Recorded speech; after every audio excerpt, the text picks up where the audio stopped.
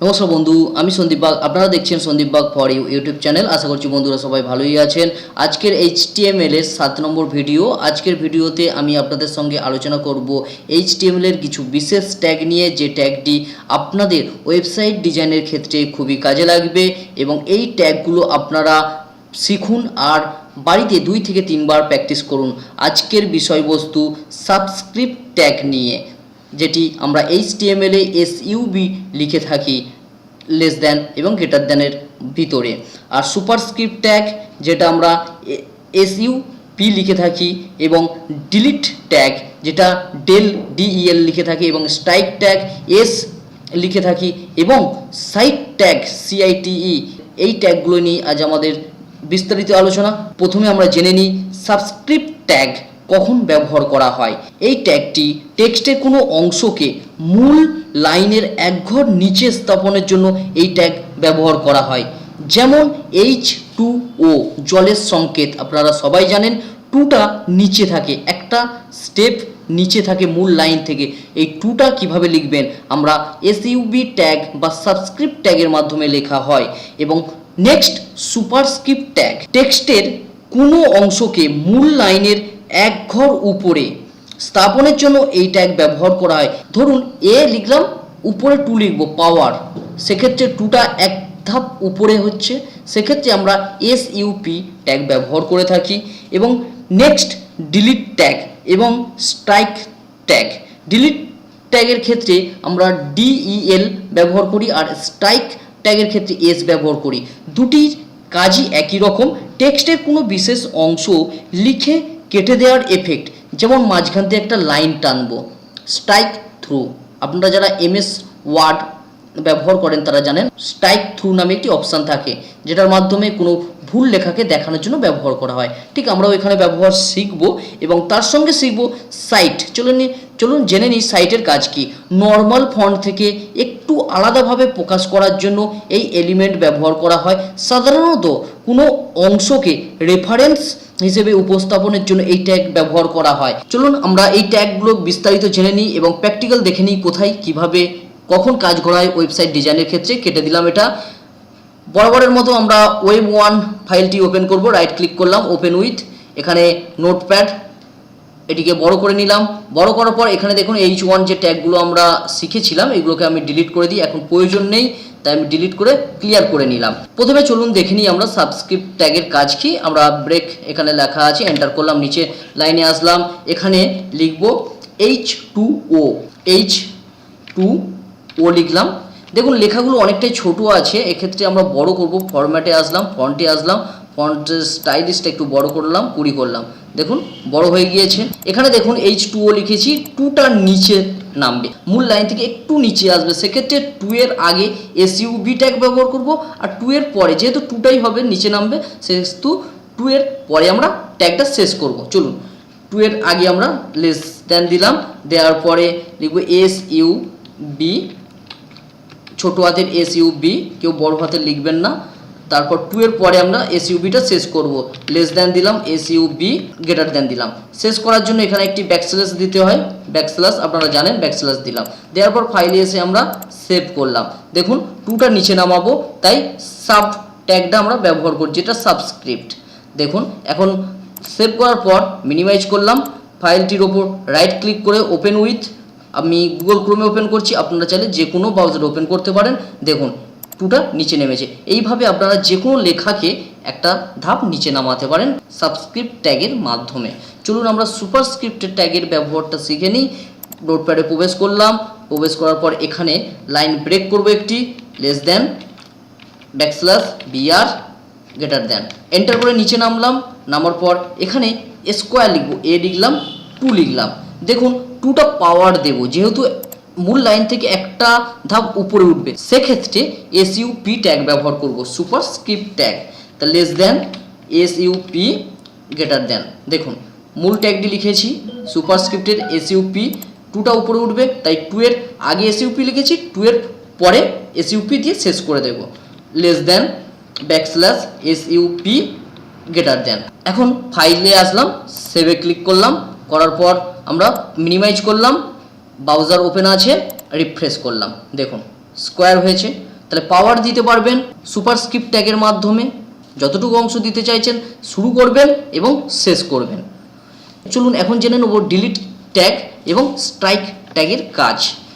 নোটপ্যাডে প্রবেশ করলাম, একইভাবে এখানে ব্রেক ট্যাগ ব্যবহার করছি, এন্টার করলাম। লাইন ব্রেক করার জন্য ব্রেক ট্যাগ ব্যবহার করতে আপনারা নিশ্চয়ই জানেন, আমার আগের ভিডিও দেখিয়েছি। এখন লিখলাম দিস ইজ এ কম্পিউটার। দেখুন এখানে লেখা ভুল আছে, এই ভুল অংশটাই ওয়েবসাইটে দেখাতে হবে, কোনো কারণে দেখাতে হবে। বন্ধুরা এটা সবসময় ব্যবহার হয় না, তবে কিছু ক্ষেত্রে যদি ব্যবহার হয় তখন আপনারা এই ট্যাগটি ব্যবহার করবেন। দেখুন কম্পিউটার লেখাটা ভুল, কিন্তু এটাই ওয়েবসাইটে দেখাতে হবে। সেক্ষেত্রে আমরা ডেল ট্যাগ ব্যবহার করব, ডিলিট ট্যাগ বা স্ট্রাইক ট্যাগটাও ব্যবহার করতে পারি, যার সাংকেতিক চিহ্ন এস। আপনারা এস বা ডেল দুটোর মধ্যে যে কোনো একটি ব্যবহার করতে পারেন। চলো আমি ডেল দিয়ে দেখাই। যেহেতু কম্পিউটার এই ওয়ার্ডটাই ভুল দেখাতে হবে, তাই এর আগে আমরা ট্যাগ লিখব less than, DEL greater than. দেখুন সম্পূর্ণ ডেল ট্যাগটি লিখেছি, যেহেতু এই ওয়ার্ড পর্যন্ত দেখাবো কম্পিউটার নামক ওয়ার্ডটা, তাহলে কম্পিউটারের পরে আমরা ডেল ট্যাগটা শেষ করব। যেমন less than \DEL greater than, control S করে সেভ করলাম। তাহলে শুরু করলাম, শেষ করলাম, তাহলে এই অংশটুকু কেটে দেখাবে বা স্ট্রাইক থ্রু, মাঝখান থেকে লাইন আসবে। মিনিমাইজ করলাম, রিফ্রেশ করলাম ব্রাউজারে, দেখুন দেখাচ্ছে। দেখুন আপনি এর ক্ষেত্রে এসও ব্যবহার করতে পারেন। কল্পনা করুন আপনাকে একটি ওয়েবসাইট মডিফাই করার জন্য দেওয়া হয়েছে, আর সেই ওয়েবসাইটটি অন্য কেউ তৈরি করেছে। সেক্ষেত্রে সেই ব্যক্তি হয়তো ডেল ব্যবহার করেছে, আর আপনি ডেল ট্যাগ জানেনই না, সেক্ষেত্রে এস ট্যাগ জানেন, তাহলে আপনি বুঝতে পারবেন না ডেল মানে কি, জানবেন না। সেক্ষেত্রে সমস্ত ট্যাগ শিখে রাখা দরকার ওয়েবসাইট ডিজাইনের ক্ষেত্রে। আমরা নোটপ্যাডে প্রবেশ করলাম, নোটপ্যাডে প্রবেশ করার পর আমরা এস ট্যাগের ব্যবহার শিখে নিই।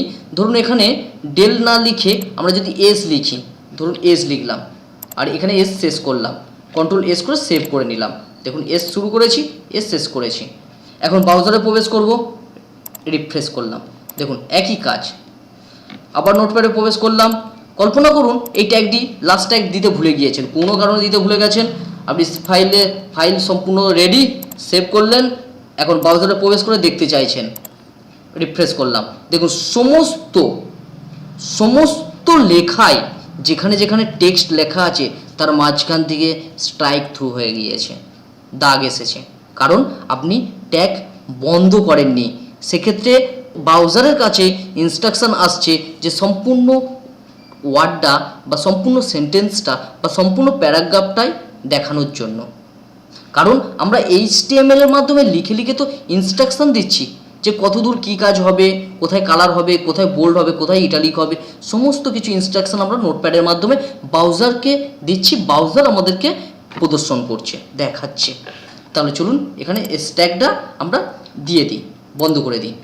এটা কপি করে নিলাম, এখানে পেস্ট করে দিলাম, এখানে আমরা ব্যাকস্ল্যাশ দিলাম, কন্ট্রোল এস করলাম, করার পর চলুন ব্রাউজারে যাই, রিফ্রেশ করলাম। দেখুন ব্রাউজারকে আমি যা ইনস্ট্রাকশন দিয়েছি নোটপ্যাডের মাধ্যমে সেটাই দেখাচ্ছে।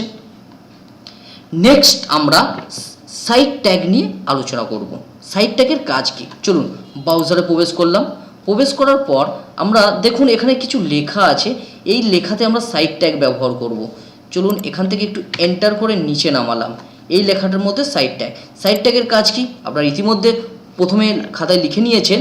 মূল যে লেখা, সেই লেখার এফেক্ট থেকে একটা ভিন্ন এফেক্ট দেবে। চলুন এই এতটুকু লেখায় আমরা সাইট ট্যাগ ব্যবহার করে আপনাদের দেখিয়ে দিই কেমন এফেক্ট হবে। লেস দেন SITE লিখলাম, গ্রেটার দেন দিলাম। লেখাটা অনেকটাই বড় হয়ে গিয়েছে, আমরা ফরম্যাটে এসে ফন্টে আসলাম, এখান থেকে একটু ছোট করে নেব। আপনাদেরও যদি এরকম বড় ছোট থাকে বা স্টাইলিশ থাকে এখান থেকে চেঞ্জ করে নেবেন। যেমন আমার স্টাইলিশ আছে, আমি এখান থেকে এরিয়াল করে নিলাম, নর্মাল। দেখুন নর্মাল চলে হয়ে গিয়েছে। আপনারা এইভাবে চেঞ্জ করে নিতে পারেন যাতে আপনাদের কাজ করতে সুবিধে হয়। তাহলে এখানে সাইট ট্যাগ দিয়েছি, আর এখানে আমরা সাইট ট্যাগটা শেষ করে দেব, CIE দিলাম।